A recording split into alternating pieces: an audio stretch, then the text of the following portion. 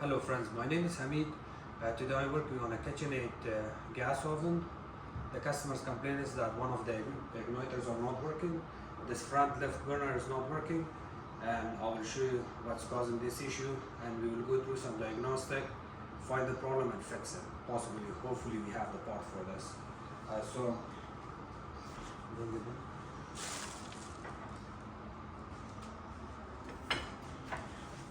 So here is inside of the oven. As you can see, the model and serial numbers are located right here. The model number is there. Let me see.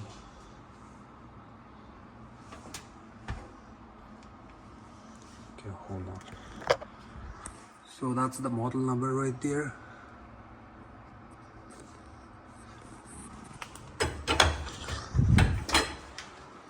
Okay, so I'll try to turn these on.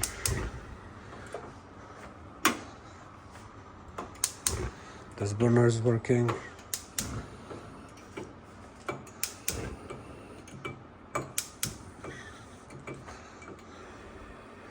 So this is the switches for that burner. So they're all working except this one. So I'm gonna have to see what's causing this issue. Let's make a record.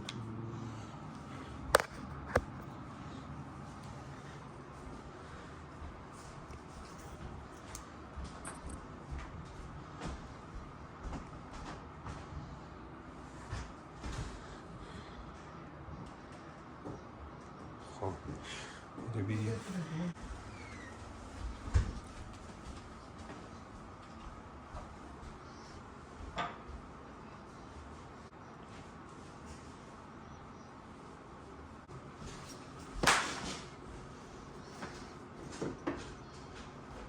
The power is off now. I will take these burners, put them here. I usually ask my customer for a towel or a pad to make sure I don't scratch their cabinets or their troughs. We're gonna check this area to make sure that the igniter is sparking here. If there is debris or garbage or anything built up here, it's not gonna work. So I can see it looks clean.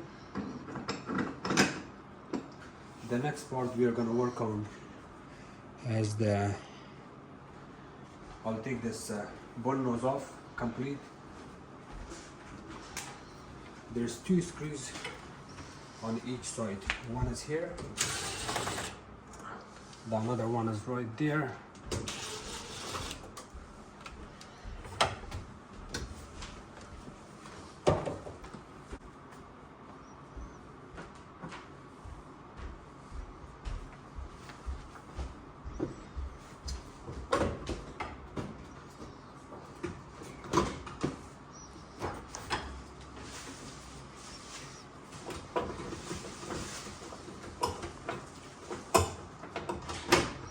Okay, so I have to take all of my knobs off.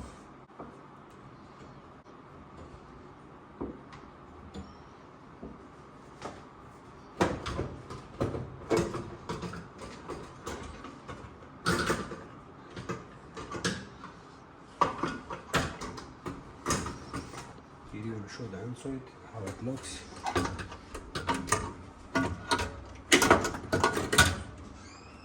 So it's off.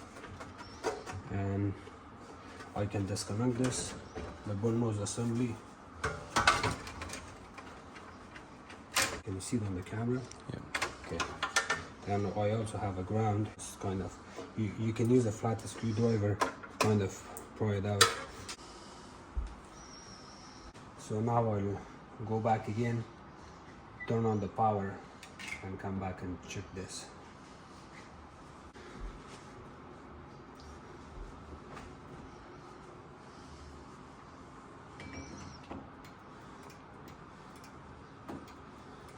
So it's making clicking noise, but I do not hear any sparking. I do not see any sparking here. It doesn't ignite when I turn it, but I can smell gas. So I select my multimeter to AC and I will be checking for 120 volts here. I got 105, it's okay. And when I turn this knob, it's supposed to spark. So it cuts power from here, and then it sends power to the igniter and a spark module. From the spark module, it ignites the igniter. So my switch is okay here. This micro switch needs to be checked for continuity too, because I have power here, so it's not going to give me proper reading unless I disconnect one of the wires here. I don't want to do it right now because it may touch something and get shorted. So I confirm that the switch is working fine, and you can also listen to the clicking noise. That clicking noise tells me that the switch is working, but you really have to check it for continuity, which I'm going to do later on. So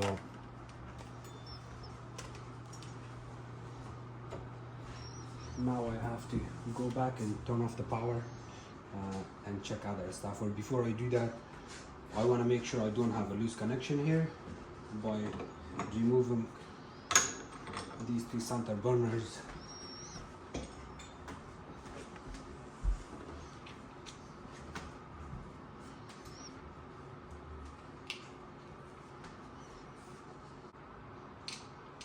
That's Robertson number 2.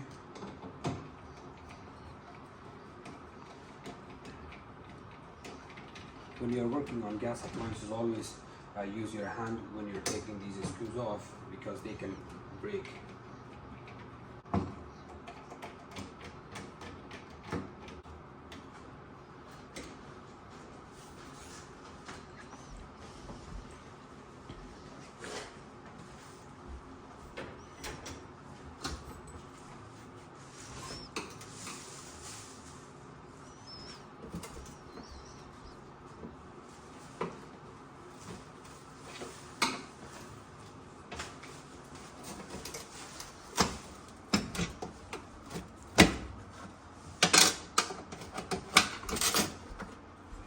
By removing these two strip pieces from the center, I will be able to remove one of the tops here, the center one, the span. I cannot remove the left or right easily, but the center is easy. So now I'm gonna check for loose connection over there. Get me the flashlight. I do not see any loose connections there at the bottom, so it would look like this, but it's a blue color, so that's okay. I confirm that my switch is okay, the igniter is okay. I can put this back in and work on it from the back.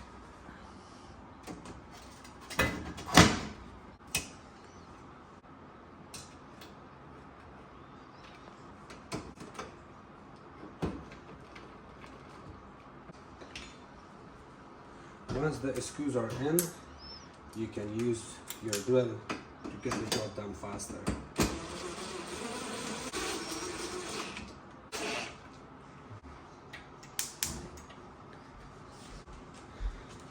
Okay, so the power is off. Just to be safe, it's off. And now I'm going to disconnect one of these wires here.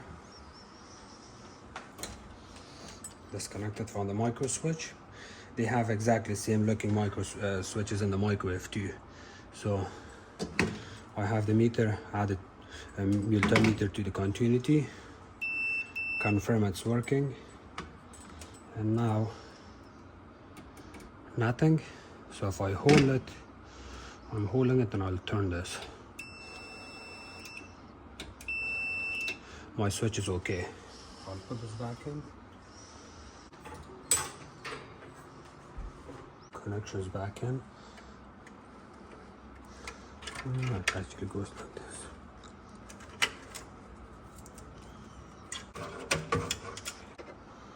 Screw sits there like that. And I'll be install it back in.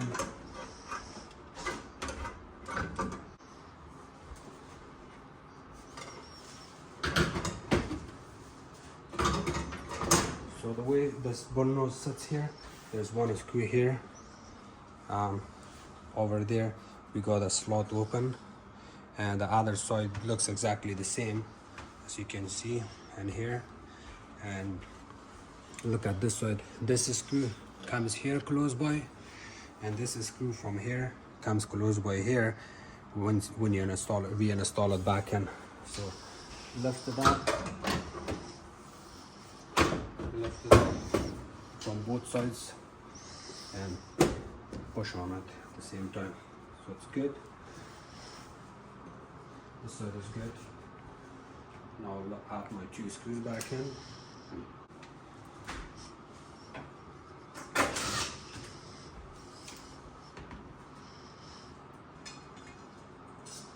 You can also add these later on because it needs some cleanup.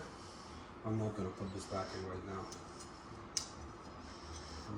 And I may have to take the bull nose off after the clean. Now I need to pull the unit out. In order to do that, I use a little bit of dishwasher soap, and I have my sheet already added here. You can take your cut plate off to make the job easier. There's one screw here, another screw on another side, but I don't have to, so I can add a little bit of dishwasher soap here and a little bit right here, and now I'm going to pull the unit out.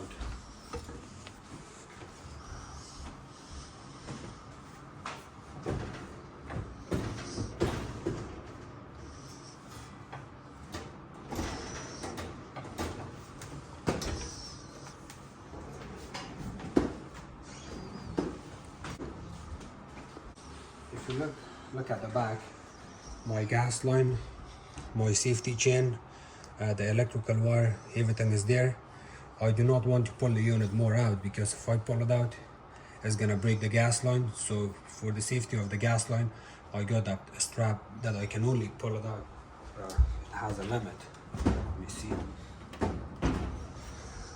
So it's fully extended. I cannot pull the gas oven out anymore, which is good.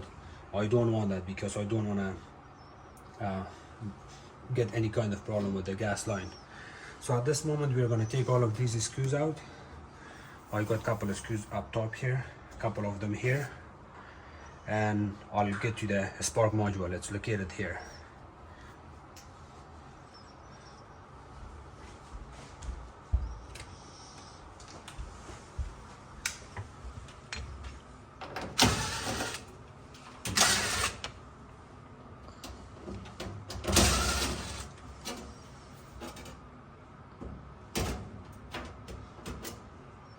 So you can get to the spark modules from here by taking only this piece off.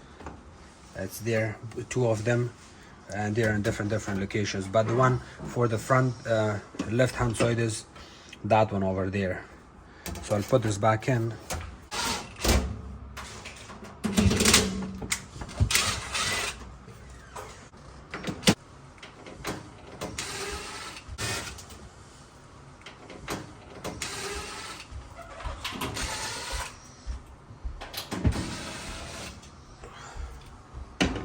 This panel kind of bends.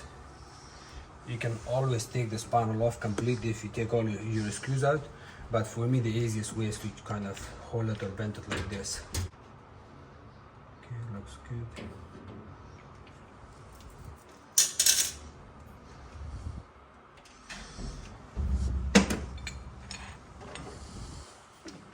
So we need an extension here.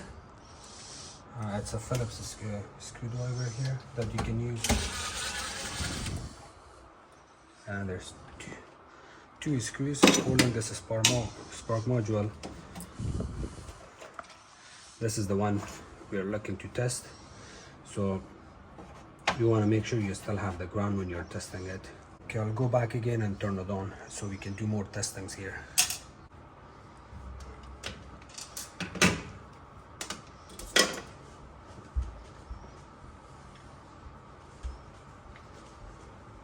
So pretend that that's my switch. When I turn my switch to the light from the front for the left front burner, which is this one, I should get 120 volts. between that white and blue wire. So once I get 120 volts from the front switch, it sends signal straight to that igniter wire, and then this igniter wire comes straight here. This is the igniter, and then it should spark. If it's not sparking, we have a bad igniter, we have a bad module, or if I'm not getting 120 volts on these two wires, then there must be a loose connection somewhere, or maybe a different problem. Nothing. Okay, so again, I want to make sure my ground is on here. If you look at the side of the spark module, this is my ground. If your ground is not hooked properly, it may not work. So we are gonna have to, there's a screw, I'm gonna have to add the ground on it. Meter, I'm gonna turn it on. I got 120.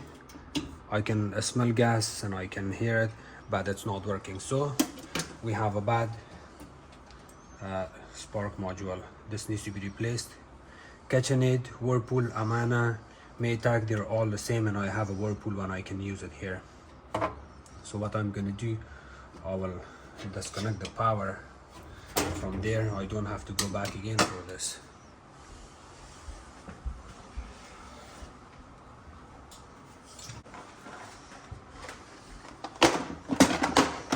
So these are my gas appliances, spark modules, igniters, and other stuff that I use for gas appliances.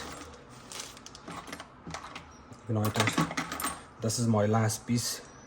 It's brand new, but since I have it here for a long time, it just looks kind of old, but it's a brand new one.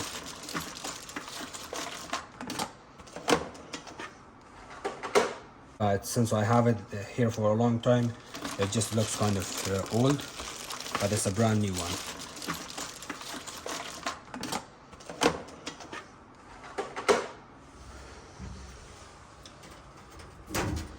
Okay, so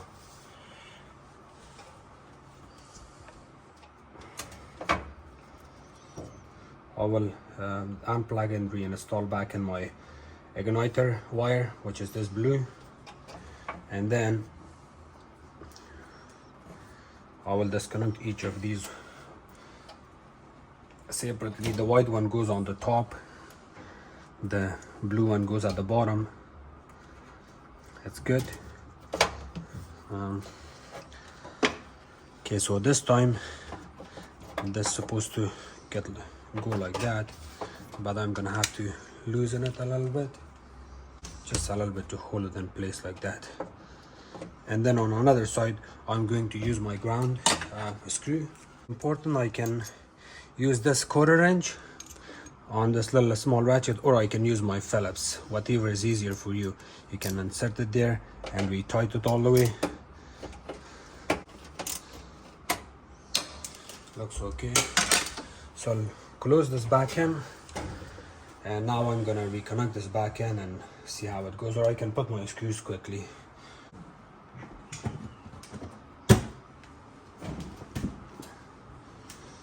So this is the fan burner, so it's fixed.